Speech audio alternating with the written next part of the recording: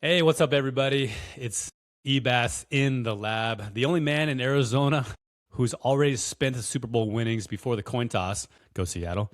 Across from me is a man who currently has more prop bet spreadsheets open than a NASA scientist, Coach Kook. What's up with it? What's up with it, ladies and gentlemen? I just want to put out there, if you fail to plan, you plan to fail.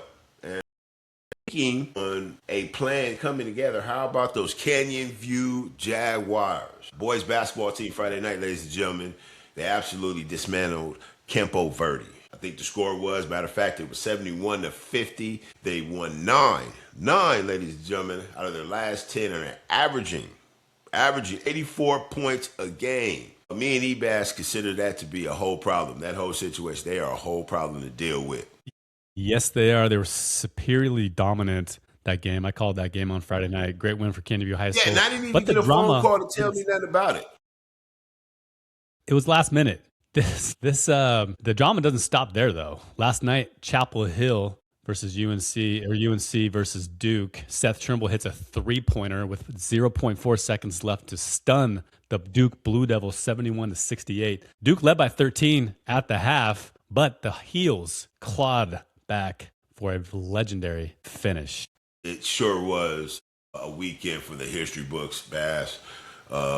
We even got the gold in the mountains with Breezy Johnson. Just clinched her first gold for the Team USA in the women's downhill. And Erin Jackson is back on the ice to defend her 500-meter speed skating, which I'd like to see. I want to see that, man. That sounds interesting. You got to watch it. It's impressive. I'm going to have to watch that, man. Yes, sir. You will. Absolute nails, though. Today, we're diving into Super Bowl 60 at Levi's Stadium. We've got the DraftKings lines, prop bets, and our final winner predictions. Go New England. Plus, we're checking the temperature in the AP Top 10. Breaking down the 2026 Hall of Fame class, who got in and who didn't, and discussing the Vaughn downfall in Cortina. Ebass, let's get to work, homie. Tremendous prediction. 0.4 to go. Talk about the setup. So the setup, the shot was pretty, but the setup to get the ball over there, the ball had to rotate, had to move around for that to get open, man. I still don't like the shot, but I'm glad it hit for him, man. What do you mean you didn't like the shot? That's what won the game. He was wide open. It was perfect. They did perfect. It was a perfect game plan. They all went to him. They forgot the guy in the corner. Threw it out there. Run the clip back one more time for the folks in the back. There's a few that didn't see that, man. Okay, let's see it real quick. Look at everybody. All four of them. I mean, there's still 0.4 to go, and you still had like maybe three or four defenders underneath the basket. Nobody dropped out. I still would have to go back and see probably like a minute of that. A minute. Yeah, I don't need that. It was tied, so theoretically he probably could have went up and made a layup, but they collapsed on him. Forgot about the guy in the corner, and he just happened to sink that free ball. The wing dude. But let's not jump out the window without a parachute. The Super Bowl 60, man, is Super Bowl 60. It's going down in a few minutes. You know, there's been so much talk about the Super Bowl 60, man. Besides the obvious from spread, money line over and unders, DraftKings and all that shit. But the halftime show is a whole problem, man. Politics has invaded the Super Bowl like never before, man. That's the talk that I'm hearing out there, man. Are you concerned about that? No, I don't think. I think people are going to make it a big issue, but honestly, if you don't want to watch it, just don't watch it. For me, I'm not going to watch it. Oh, you're not going to watch it? Probably not. I don't. I've been, as you know, I've been kind of under the weather. I had a couple people I was going to go watch the game with, but I'm not going to go. I'm just going to stay at home. I'm going to try to find a free way of watching this somehow. I may have to fork out a couple bucks to get a free or get a subscription for a month or so from Peacock. But other than that, I don't think I might watch it just to see who Bad Bunny is because I don't know who he is. But no. People don't want to watch it. Hold on. Don't watch it. But this is interesting though. So this is Super Bowl 60, and because of you don't want to watch it just because you're not that interested in the game, or because of everything that's going around that's surrounding the Super Bowl right now. Is what I'm saying. Oh, no, I'm going to watch the game. I'll watch the game. I'll just turn it off on the halftime. Okay. I might watch a little bit of halftime. You turn it. Okay. All right. I might watch a little bit of the halftime just to see who Bad Bunny is, just to see what all the hype is that people are talking about. But generally, Have you ever heard I a don't really watch song? the halftime show anyway. Anyway, it's been a while That's the since I time to watched go the fill up halftime your show. plate, time to go to the bathroom, go do No, no, no, something, no. check your That's the time phone. when you catch the commercials, man. Hopefully there'll be some good commercials, some funny commercials. That's Yeah, what the that halftime too. is I mean, about. yeah, right. That's why halftime is a good time to leave and go do something else because you don't want to miss the commercials and you don't want to miss the Super Bowl. You know, Mr. Super Bowl. We'll That's the see. plan. Early lines though, Hopefully, Seattle up 4.5 from DraftKings. Not much. Seahawks are favored by a little bit, minus 235. DraftKings, Patriots plus 194. Over under is 5 points. So if I'm correct with this, since my take last week, I had Seattle winning by 30 something. I'll say 30. I can't remember what it was. 33, 30, 30, 30 to 17. That puts it at 47 points. So I'm going over on that bet 100%. I think the score is going to be identical. I called it on a short. I said 28-24. So if you add that together, that'll put it on the over. So I would take the over 45. But you're going over for Go for Patriots. it. You're putting your money on down on Patriots. On so the yeah. Patriots, man. Yeah. Yep. I ain't messing with Seattle, man. That's Seattle. That's your business over that way, man. You got to represent Seattle because, like you said, that represents your division since y'all got waxed That's right. and tore out the frame and stuff like that. So you're still representing your division. But it's going to And be we won New 14 England, games. though. We all know it. I do want to shout out all the guys out. I do want to shout out all the guys out there on TikTok who've been commenting on my video from the Seattle's defense. Mystery Give them some Man love out there. Yeah. Mystery Man 66 out there. You know, he says, "Beg to differ. My gut says different." So he's with you. He's thinking Patriots are going to win this game. There you I go, wrote him back and Mr. said, Who'd you say what dude name was? Mr. 66 or Scary 66? Mystery Man. My bad. Mystery Man 66, what's happening, man? New England. Yes, sir. Get you some chicken wings. So I told him, let's find out. Today's the day. Another one, Good Citizen says, have you seen the Patriots running backs? Question mark. Pats 32-0. Shut out Seattle. Whoa.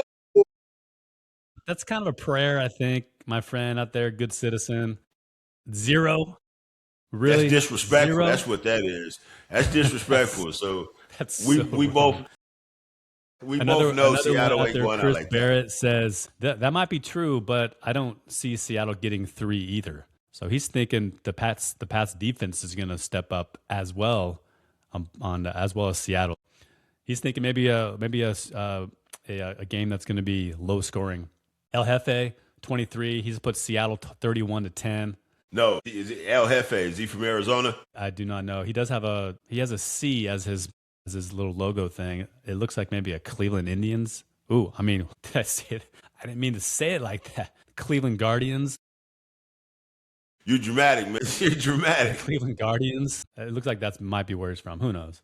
Another one, Boston Big Mouth says New England defense is better than Seattle's defense. Try again. Okay, Boston Big Mouth. We'll see what happens there. Yeah, that was the comments on the TikTok all week. Way to infuse the two. Shouts out to all those people that came out and had and voiced their opinion. We appreciate that, you guys out there, for all those that be in the comment sections on any platform that we be on YouTube, on the Talk, on the Grammar. You on X too? You putting out on the X too, huh? Sometimes. But our main channels, we appreciate all of that, man. Shouts out to all those guys. And to all some of these prop bets though. Go some for of these it. prop bets though. Sam Darnold MVP plus 115. Plus 115. I don't. Well, you know what? Don't even get me started. So I'm not gonna front like I be messing with the prop bets. You know, and all the other cats know it's either money line for me or the over and under. The prop bets, that's just too tricky. Sam Darnold for the MVP. Frank Mayer under 19.5 completions. Plus 100, a high value. I don't mess around. Maybe that Jackson Smith JSN first touchdown scorer. I could see that. That would be interesting. I could do something like that. But that doesn't. I don't mess with the prop bets. Long story short. I gotta laugh just by what you said, and I think everybody can relate to this. When you start off with JSN's name, you think, oh, I got this. It's Jackson Smith. And then what? No, well, see, Everybody who that's starts his name, they say Jackson Smith, and then they go JSN no, because nobody can no, pronounce no. that last part. Nick Jigba. Nick Jigba. Nick Jim. Nick Jim. Nick Jib The Jigma. Jigba. Yeah. Right. The Jigba. Yeah. JSN. But see, that's wrong though. So for those that talk about this cat should be able to spit that name out. It's a tricky name sometimes when you try to They spit it. just use They JSN just want like, to, yeah. boom, just that JSN. What's up with it? Yeah. Everybody knows who it is. The dude Do you Drewski. think do you think Hold on, that did you see that?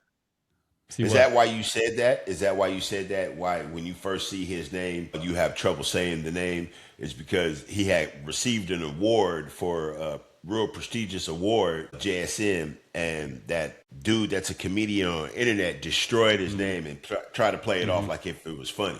Some people took it the wrong way. Yeah. Some people did. Is that why you said that? That's the question, though. No, No. I've Okay. had trouble Okay. saying it for a long time, but I know that his name has gone, you know, down in history as he's now known as JSN because it's JSM. a tricky name to say, you know, when you're commentating. Three names instead of just JSN. Now everybody knows. It's like McCaffrey, C Mac. It's just his nickname.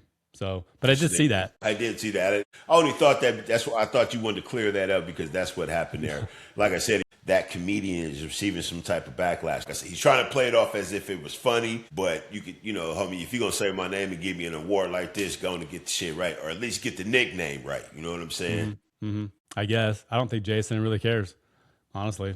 He probably didn't. Maybe he did. Who's to say what he felt? But you know what I'm saying? Who's to say? I would probably feel some way.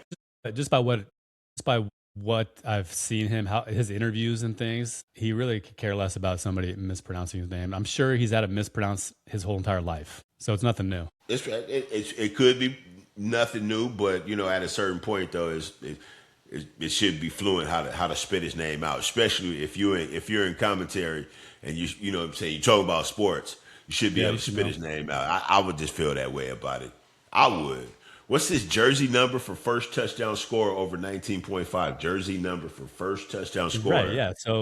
Who's a jersey number? So you're thinking like the wide receivers have typically higher numbers, like 80 something, or a tight end, or running back, you know, 08, whatever it may be.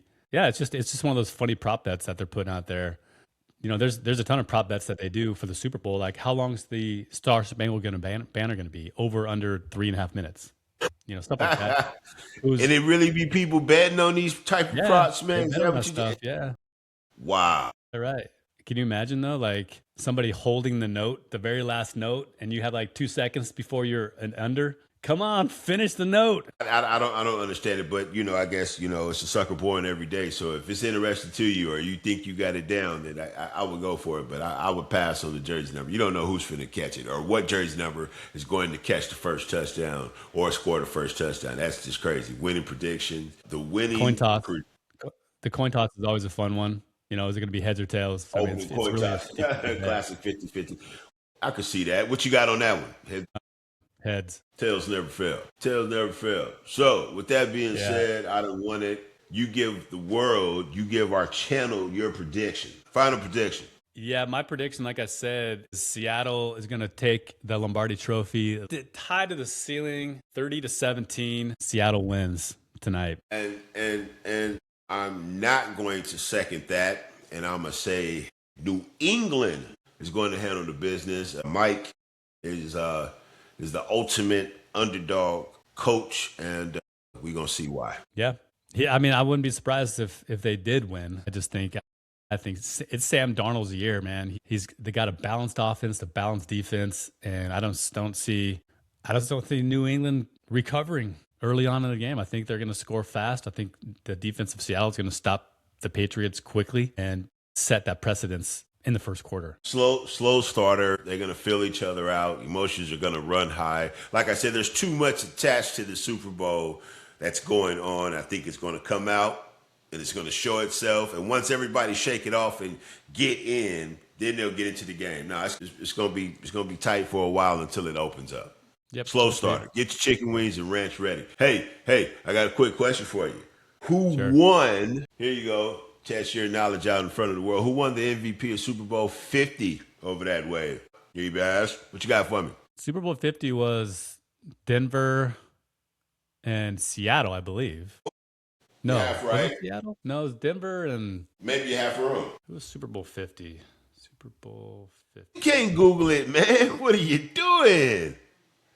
I'm not. Yo, Googling clicking it. the buttons, Jack. Who it was? Oh, it was the Denver Broncos and the Carolina Panthers. Oh, that was that game. That was the infamous Cam Newton. Ooh, what do I do with this ball that's in front of me? Do I stare at it and watch people come and jump on it, or do I try to jump on it and get the ball back? That's going to go down in his Cam Newton, the most knucklehead play in his history. His downfall is that play right there. In his history, there's other plays that are considered knucklehead that tops him. Anyway, who won the MVP that year? That was the question. Oh, I think it's a defensive guy. I'm going to go with Von Miller. There you go. It took you around to come around the corner, but you finally got there, man. Yes, you did, man. A little trivia for the folks out there. All right, I have some other trivia. We got a couple other questions. So, which team was the first to win a Super Bowl in their own home stadium? I knew this one coming in. I knew this one. Okay, wait a minute. You said in their own home stadium. Mm-hmm. Now, okay.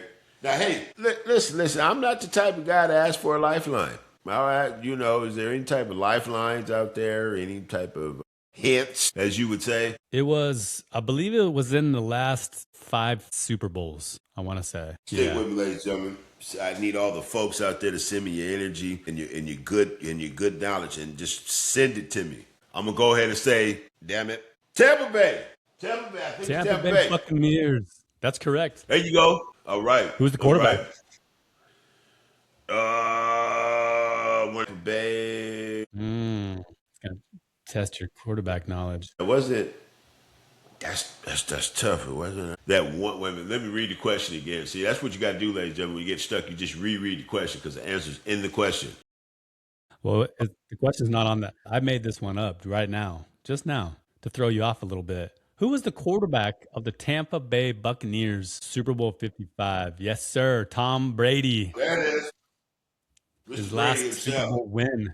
I think it was his last season. Was his last season? You think speaking about Tom Brady, you think he's gonna have a commercial, a Pizza Hut commercial? Is gonna be? Oh yeah, he'll have a commercial. Yeah, he'll do commercial. You have a commercial?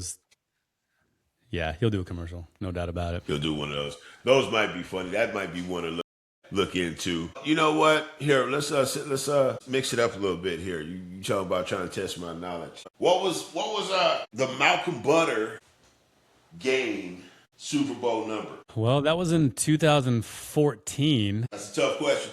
That was in 2014. I know that. So if I just do the math in my head, it's 60 right now. Super Bowl 60 right now. So that'd been 11 years ago. So 60 minus 11 is 49. Super Bowl 49. Well, I can't get nothing over on you, dude. You're a smart guy, man. I'm glad I teamed up with you, and you can count. Yes, sir. Yes, sir. Yes, sir. Hey, I heard you say something too over before we jumped on it and was gonna get busy. You ain't had nowhere to go, man. And come, you welcome over here, man. Come on over here, man. Get yourself one of them chicken wings, man. A slice of pizza, hang out, man. Watch the game, man. Man, the invitation is always there for you, man. You may not feel like it, but I didn't want you to. You got love over this way. Appreciate you. Yeah, no, I'm not going anywhere. I'm solitary confinement right now. Probably the best thing. No one wants to be on me. I'm sick. You want to spread that stuff, right? Sick. I got to get ready for the week. So, and you probably got it from your baby, didn't you? Probably, because she was sick too. Those damn kids. I know. Crazy. They just carry germs. NCAA basketball. We did already show a video of North Carolina coming back from 13 down to win out there in Chapel Hill. That Chapel Hill and Duke are one of the finest rivalries in college basketball sports history. It's real big. Yeah, there's a lot of money behind it. It's always, what's the word I'm looking for? It's sold very well. Once you hear it's going down, it's everywhere. I think it's kind of split. Would you say the country is split when it comes to them too? Or everybody's leaning more towards Carolina versus Duke? Carolina versus Duke is just for popular votes. Is it more Carolina fans or more Duke fans? Oh, I don't know. Maybe I think you're right. It might be split. And really, I don't think the country really cares much about it. I think just people who live in the area or who have lived in that area, which I lived in that area for a couple of years, North Carolina. That's how I became a Tar Heel fan back in the, man, I'm aging myself. I can't believe this. Back in the late 90s, 98 to 2000, I lived out there.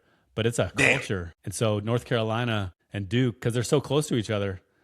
And but it was a huge rivalry. So then the fans stormed the court, right? And Duke, I guess the Duke coach, he was afraid for his family. He said a couple of the assistant coaches got punched in the face, that his family was about ready to get trampled on.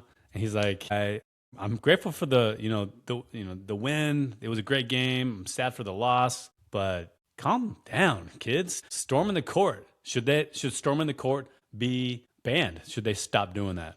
And I repeat, if you fail to plan, you plan to fail. Being a coach, you should have known what potentially could happen. And almost maybe 5 minutes towards the end of the game, I would have been aware of maybe to get the family out of there, because you know how these kids is going to act. And what are you going to say? What are you going to say that's going to make them kids not want to do that? Yeah, but then you're going to miss the game. You're going to miss the ending. You don't know that it's going to be the ending like that. Nobody knows.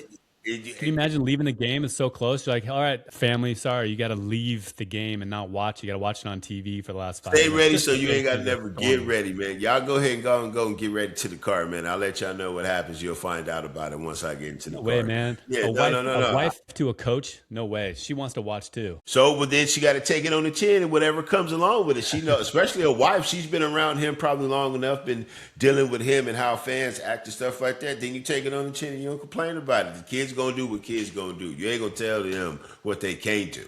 Simple. We'll see. I think at some point the NCAA is probably going to ban that from happening because of safety issues. I'm surprised they haven't done it yet. Interesting though, Arizona 22-0.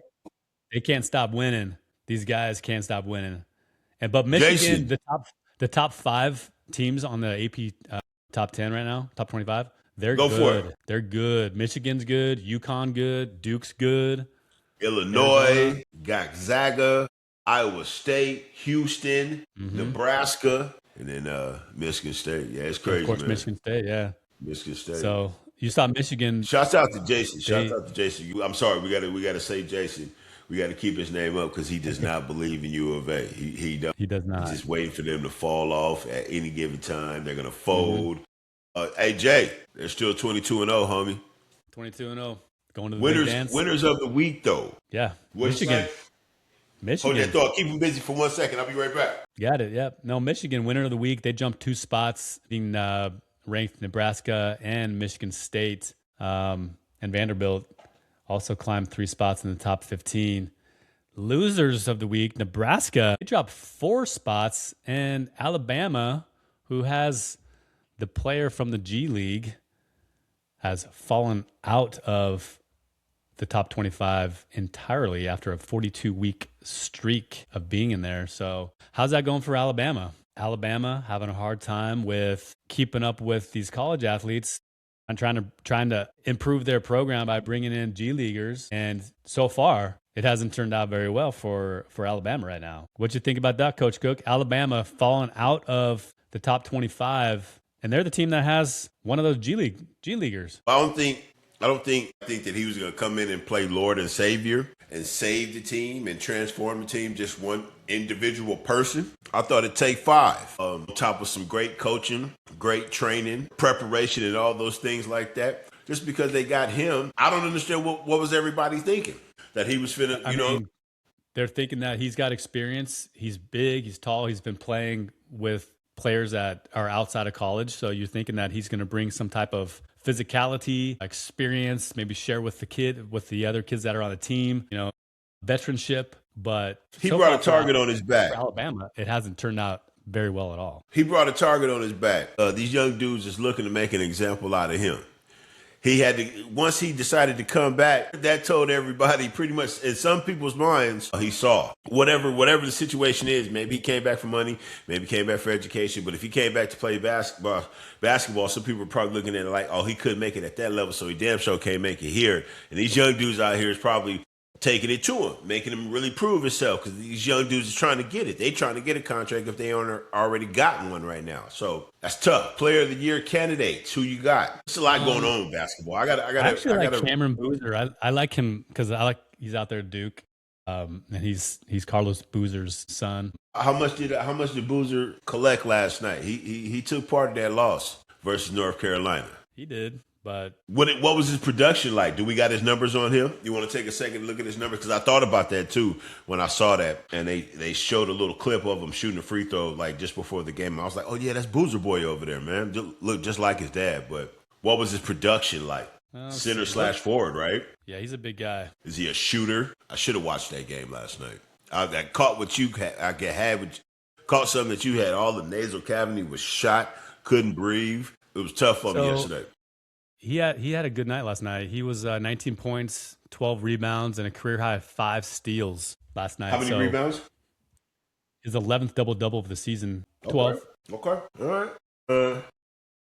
That's a great candidate. Hold that thought. Hold on. No, that was not last night. That was the night before. That was Boston College. So he last night, 38 minutes, 11 rebounds, 2 assists, and 24 points. So he still had a double-double. His 12th double-double of the season. He had a respectable game. You said 24 points. You said 11 rebounds. You said, a couple steals or something like that? A couple assists, 2 assists. Couple assists. Okay, so he moved the ball around a little bit. That's an impressive resume. I guess it just wasn't enough. How much did they lose by?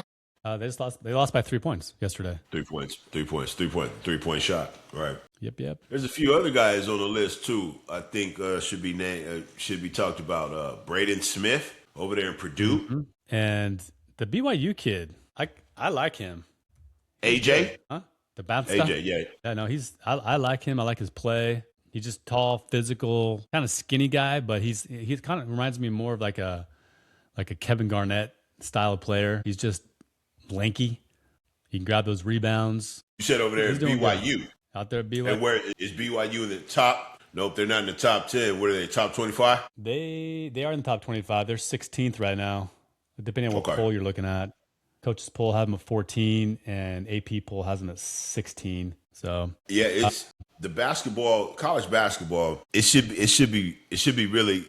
I feel like it should be more exciting than what it is. I think all the stuff that's surrounding basketball right now, especially college, with the portal, with the allegations and stuff like that, it's taken away from the game to really get to enjoy it, because I think they got some real exciting players out there right now. It's a lot going on in basketball right now where, it could go either way for a certain team on a certain day, but it's too much drama going on. For me, it's hard for me to get involved with it when it got all that attachment to it. Negative I think a lot of the drama, I think a lot of the drama is far and few between. Like they're making a huge deal off of a few things that are happening, a few lawsuits and things like that. I know it's only a few right now, but it potentially can get a lot worse.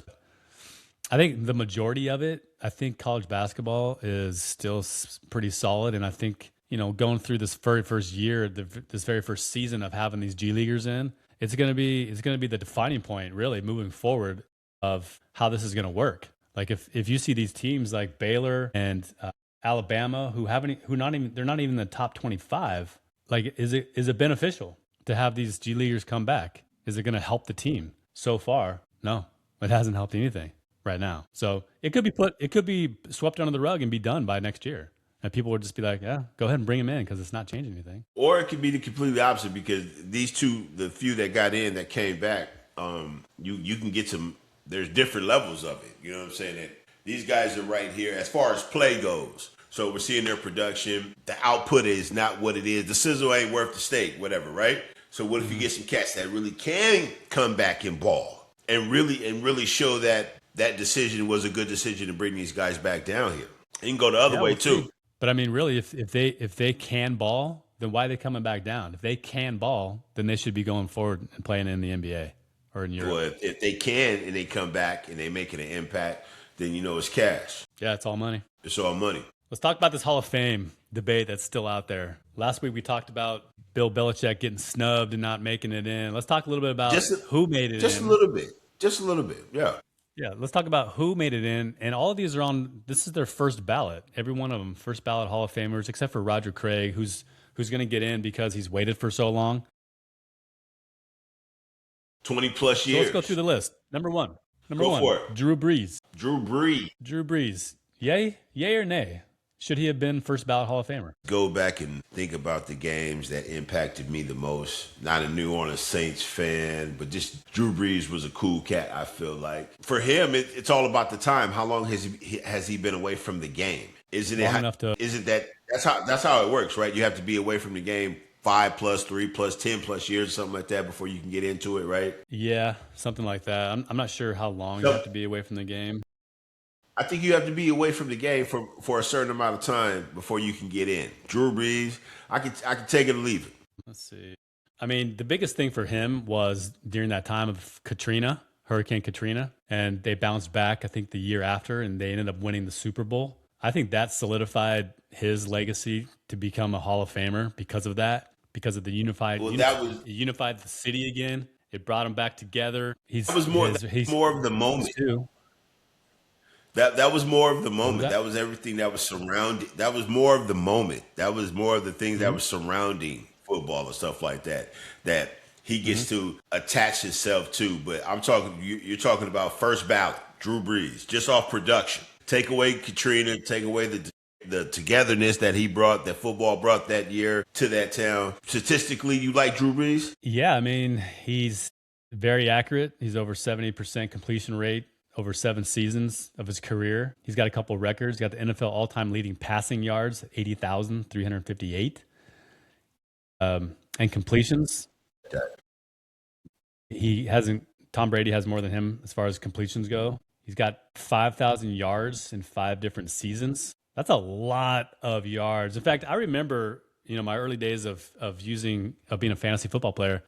Drew Brees was like the man to get. He was the best quarterback to have out there because he didn't win a lot, but he threw a lot and got a lot of yards and a lot of touchdowns. And so it gave us a lot of points. But he was good. So I think he deserves to be in the Hall of Fame for sure. He did do a lot. How about Larry Fitzgerald? He's number 2. It was surprising. Not that I don't like Larry Fitzgerald, but when I heard that, I had no idea he was going up. But looking at our list, I guess because Bill Belichick didn't go in, like you said before, it made room for a lot of these players to have the opportunity. That really surprised me. Larry, you can't. What can you say bad about Larry? He's just a real good guy. He's been around football forever. He is, yeah. I mean, he does have his moments in his career where he's very good. I mean, he was in 17 year with the Cardinals, remained in one team for the whole entire time, which you don't see that very often anymore. Second all time to Jerry Rice in career receptions and receiving yards. 2008 though, his playoff run was probably one of the greatest ever as a receiver. 547 yards and 7 touchdowns in just 4 games. 2008, that was when they went to the Super Bowl. He shared the cover with Troy Polamalu, right, on Madden, wasn't it? 2008, was that 2008 on Madden? It might have been. Remember that? You're not a gamer though. Might have been. That was when he was. I was a gamer, but I don't really remember that. But yeah, so he got in. Luke Kuechly. Do you remember him? Carolina Panthers. Carolina, yes sir. Yeah, Carolina Panthers. Yeah. Tight end. He was really good. Yeah, he was really good. Should have been a first he was a ballot? beast, I don't know.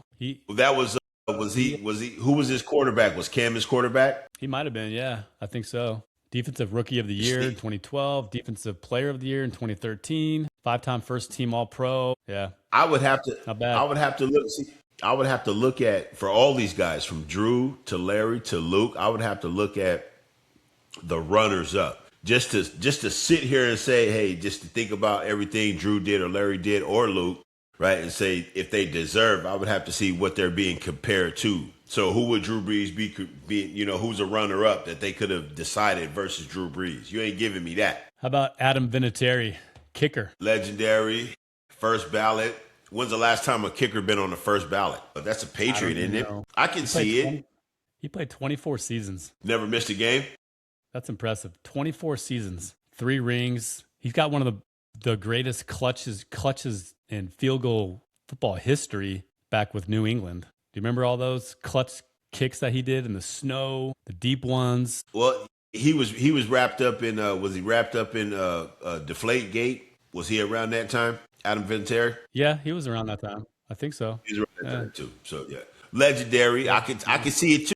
Again, I would have to be like, who's his competition? And then I got to go back and look and see to really make this list successful for me. I would have to who's the runner up. But Adam Vinatieri, okay, I can see him on the list. Roger Craig, why hasn't he been in there? Why That's is a good he question. just now? He's just been waiting for so long, and that's one reason why I think that they didn't put Bill Belichick in right now is because they got everybody knows that he's in. He's the GOAT. He's going to get in. Just does being a first ballot Hall of Famer give any status on you being a Hall of Famer? No. If it takes you, Roger Craig's going to be Hall of Famer. So are all these other guys. They're all in the Hall of Fame. No one's going to ask you, were you first ballot or did you have to wait for a long time? Some dudes would. So there's some guys out there that are down to the particulars like that. Was you on the first ballot? Did you go first round? Did you know what I mean? Some guys care about that, but I don't think they do. But 20 years looking at it right now, Roger Craig? Yeah, no. He's a stud. He's got three rings with the 49ers. I think the San Francisco 49ers. I was going to say, didn't he play for the 49ers? Yeah, I knew that. He sure did. I didn't. He sure did. So looking back at Bill Belichick, it looked like he had to get 40 votes, but he got 39 votes. One guy or girl didn't want to vote for him. Decided not to. Well, not one. I guess there was 11 that didn't vote for him. He had to get 40 of the 50. Again, he probably don't care about it. He ain't paying no attention to it, and it's making way for a lot of these guys. Roger, Adam, do their thing. He knows pretty soon he'll get in there. He's still got some more football left in him, so I don't think he's I don't think he's worried about it right now. I don't think he cares either. Not at all. Well, more people are just using it to talk about it, sell some more content on the tube. You know how it go. Yep, making something out of nothing again. I remember last week I talked about some players who just got put in because. So there's a couple people. Joe Namath, back in the day, he won a Super Bowl. So I feel like if you win a Super Bowl, should you automatically be a Hall of Famer? If you're a Super Bowl winning quarterback, let's say it like that. Should you automatically be in the Hall of Fame if you're a Super Bowl winning quarterback? Should you automatically? Well, if you have that name, there's so much that goes along with Joe Namath, from the industry, the movies, the music, with a career of interceptions of 200 plus interceptions. And then the quarterback position is so protected and so held in high esteem. It would have to be more for it. So if you did win a Super Bowl, if you do have all the accolades, the touchdowns, the championships, the wild card games, the moments in time and stuff like that, then you should be just not just merely based off of just a Super Bowl. No. So my answer is no, sir. Here's some interesting stats going off of my question that I gave you. Actually, I gotta fact check this guy. Appreciate that. Isn't Eli Manning in the Hall of Fame? Eli. I would have to check that out. You know what? I got to plug up here. I'm about to run out of battery. I thought I had. Yeah, you better. All right, so no, he's not. So here's a list of players who are not, and a list of quarterbacks who've won Super Bowls who are not in the Hall of Fame. Jim Plunkett. List of quarterbacks. Wait a minute, hold on. I just want to make sure I heard you. List of quarterbacks who won a Super Bowl but not in the Hall of Fame. Correct. Yep. So the list is Jim Plunkett from the Raiders back in Super Bowl 18. Eli Manning has 2 Super Bowls and he's not in the Hall of Fame. Phil Simms with the Giants, Joe Theismann with the Redskins, Doug Williams with the Redskins, Mark Rippon with the Redskins, Trent Dilfer from when he won with the Ravens, and then Brad Johnson when they won the Super Bowl Tampa Bay. So of those names, who do you think should be on the list next year? All of them got snubbed this year, so who should be on the list next year? Jim Plunkett, Eli Manning, Phil Simms, Joe Theismann, Doug Williams, Mark Rippon, Trent Dilfer, Brad Johnson. Off the top of my head, I would say Phil Simms. He should be in? I would say Phil Simms. That was a great run, though, that with the Giants. With the Giants, there's a few things. There's other reasons why I just remember Phil Simms back to Madden all over the games, commentary and stuff like that, his voice. And then besides the things that he's done, I think, all those things do you like the guy, how he was off the field, what kind of life he lived and stuff like that. I think that all those things, all those great characteristics that you would need to get through those doors, Phil got it. I like Phil. You said Phil Simms. You said somebody else too did you say Peyton? No, Eli Manning. Yeah, now Peyton. Peyton's already in. I was never a fan. I've always the story of with Eli when he first got into the league, he didn't want to go to New York. Or no, he didn't want to go to San Diego. San Diego. And the story behind that, he didn't want to get drafted to San Diego was that something was wrong with, I don't know, he just didn't want to go there. So he called his dad, and his dad was wrapped up with the NFL, got history with the NFL, knows some people, and everybody always said that his dad got him out of that situation when he should have went to San Diego and probably blew up because he had some weapons over there at that time, and all they needed was something like that to go over there, but he didn't want to, and he got his way and got sent to New York. And I never really paid attention to him, really. Mm-hmm. His brother was the quarterback to watching that Hall film. of Fame. That's what's going on in the Hall of Fame. So those guys got in. Congratulations to all those guys who got in.